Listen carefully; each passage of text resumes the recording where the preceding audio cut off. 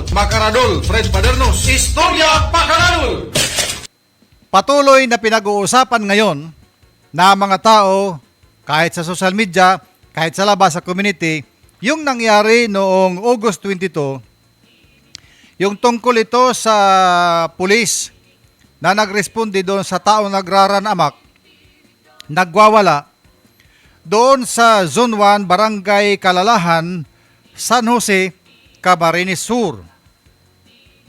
Kung inyong maalala, may nag-viral na video na ukol ito sa isang pulis na nagresponde, mga pulis nagresponde doon sa isang tawag ng mga community na magresponde para sa isang insidente kung saan may taong handang managa, may hawak na, kung tawagin sa amin sa wari-waray, sundang, lungbulo sa English, itak sa Tagalog, na sinasabing merong problema din sa pag-iisip na nagwawala sa mga sandaling yon. So kasi tumawag sila ang pulis, kaya nagresponde ang pulis. Dumating ang police car, dumating ang mga pulis. Nakita ko rin sa video, nilapitan nung pulis na si Police Staff Sergeant Noli Miranya, yung tao, yung lalaki na may hawak na itak na palabas na sa gate. Nilapitan niyang ganon. Nakita ko sa video, kung tama yung nakita ko, para baton lang baton lang ang hawak ng pulis habang siya ay palapit. Akala niya siguro, pinapakalma niya, akala niya kakalma yung tao, kaya lumapit siya. Ang problema, hindi kumalma yung tao. Pagkalabas ng gate, inatake bigla yung pulis. Napatras ang pulis. Natumba. Pagkatumba niya, tinaga siya ngayon, sinundan siya ng taga nitong taong nag-aamok. Ang reaksyon talaga ng pulis, instinct yun, na pag ikay hinahampas o kaya tinataga ng ganon, sasalag talaga yan, sasalag. Iyan nangyari, ang kanyang isinalag, yung kanyang kaliwang kamay. Tumba na siya, nasa kalsada. Isinalag niya yung kanyang kamay. Naku, tinamaan itong kanyang kaliwang kamay. Dito, ito, putol ito. Naiwan sa kalsada itong kanyang kamay. Talagang dito yan, putol yan. Naiwan sa kalsada. Nandyan. Ang naging reaksyon naman ng kasama ng mga niyang pulis, binaril. Narinig niyo yan sa Facebook, nakita maraming putok ang umalingaw-ngaw. Binaril yung tao na may hawak na itak na tumaga doon sa pulis. Alam mo, mabait din yung mga pulis na yun na bumaril. Hindi pagbaril na upang patayin. Binaril lang, pinatamaan lang sa hita. Yung banda ng paa natin na sa taas ng tuhod, yan ang tawag diyan, hita.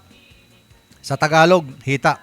Diyan lang pinatamaan para man-neutralize lang yung nagraran-amak na tao na sinasabing may problema sa pag-iisip. Ang nakakabilib, yung pulis, itong si Police Staff Sergeant Noli Miranya.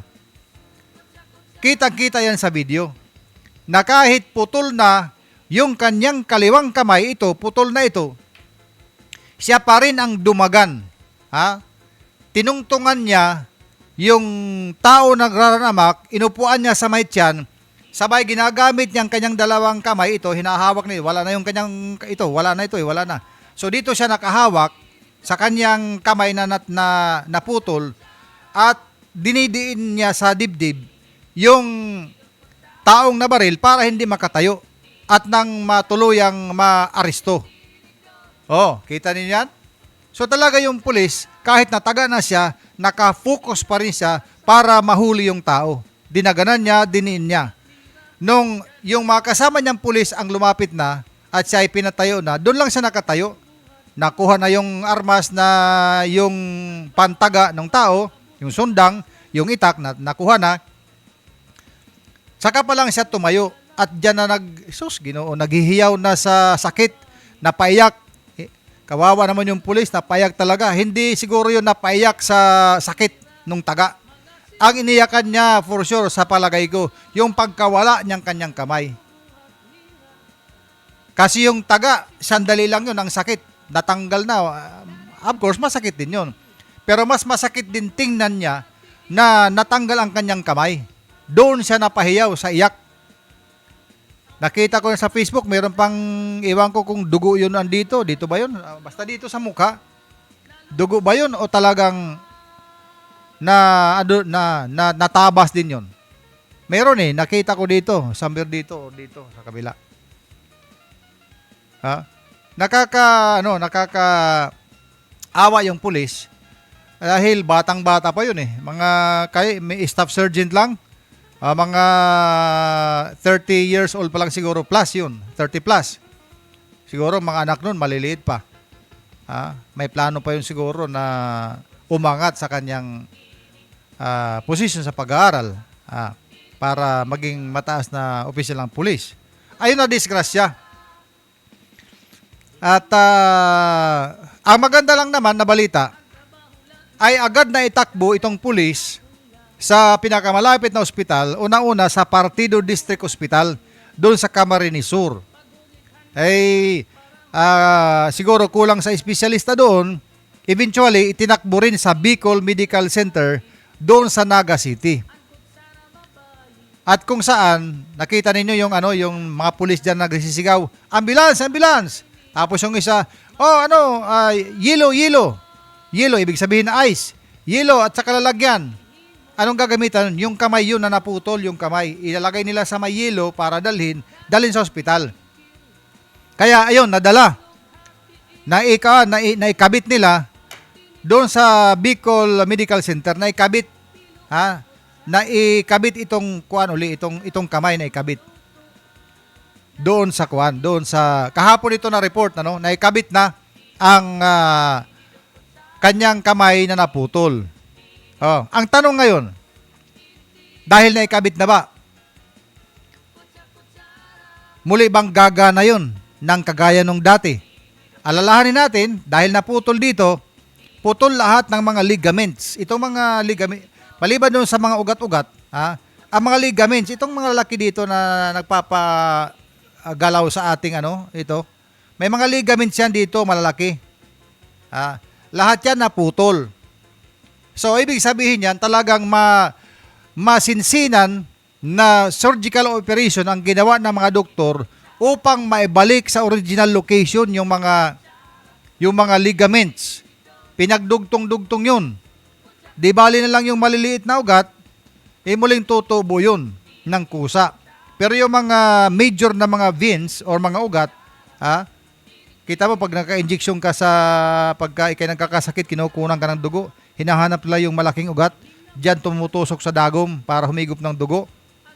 Yun ang mga major na mga ugat. At isa yun sa hinahanap upang idugtong yung mga ugat doon. Kasi otherwise, pag hindi yun naidugtong, hindi gagalaw yung kamay mo kasi walang dugong dumadaloy. Yun ang babantayan ngayon ng mga doktor. Kasi matapos nilang maidugtong, halimbawa yung buto natapyasan, nabawasan yung buto, siguro okay lang yun. Kung halimbawa nabawasan, kasi tutubo din yun. Ang importante dyan, itong mga ugat, yung ligaments, na nagpapagalaw sa iyong kamay.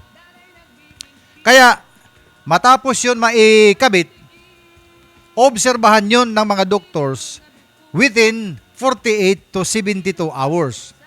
Titingnan nila kung magkakaroon yan ng sign of life. Ang ibig sabihin ng sign of life, yung kamay, kung magkakaroon ng buhay, magkatapos maikabit yun ng within 48 to 72 hours. Ayon, pagka yan ay nakitaan nila ng sign of life, magandang resulta, ay siguro wala nang gagawin doon. Istambay na lang isa hanggang sa tumakbong panahon, kusang tutubo ang mga ugat, maghihilom yung mga sugat, at eventually, marudugtong ng kanyang sarili yung mga ligaments, mga ugat doon. At hopefully, muling mag-function naturally, kagaya ng dati, ang kanyang kamay. Kung hindi naman, kung sakaling talagang major damage ang nangyari sa loob at hindi na talaga may balik, baka pwedeng doon na lang yung kanyang palad, at least buong hitsura ng kanyang kamay, pero baka may isa, dalawa, tatlo, apat o eventually hindi nagagalaw yun. Depende. Ha?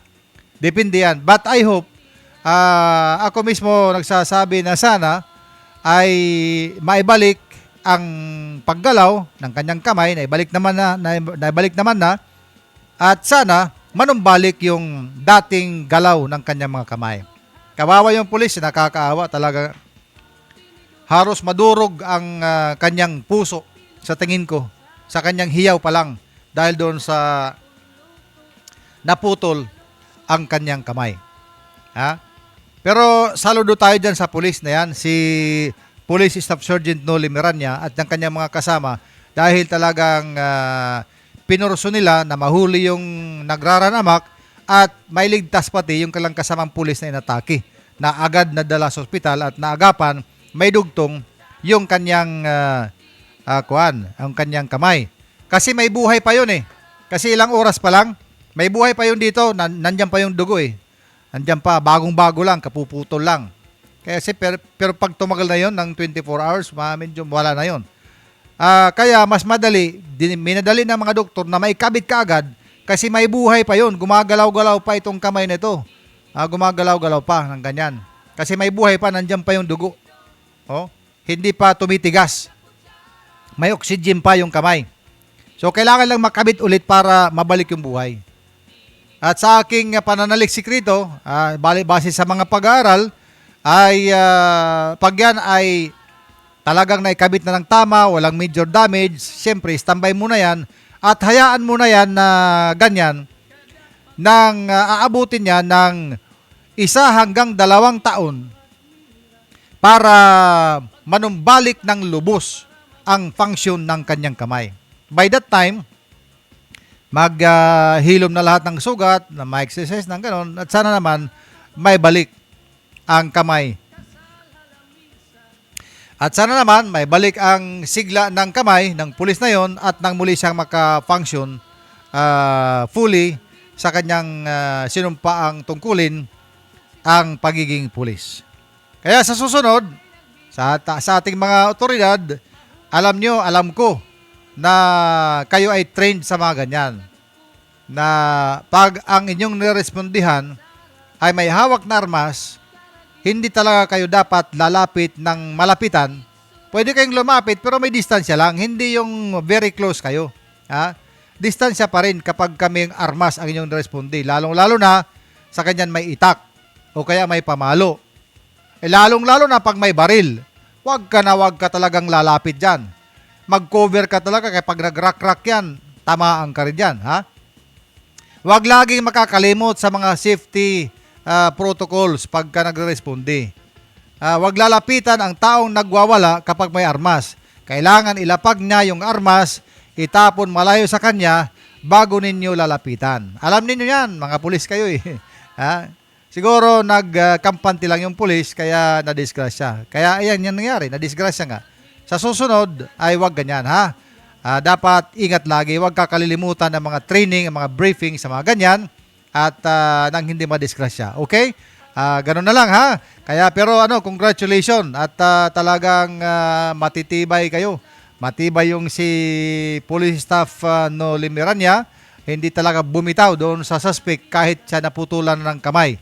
At yan ang ating sinasaluduhan sa ganyang isang gawa na mabuti ng ating mga pulis. Dito lang yan sa Istorya Pakaradol dito sa Radyo Abante is JTV.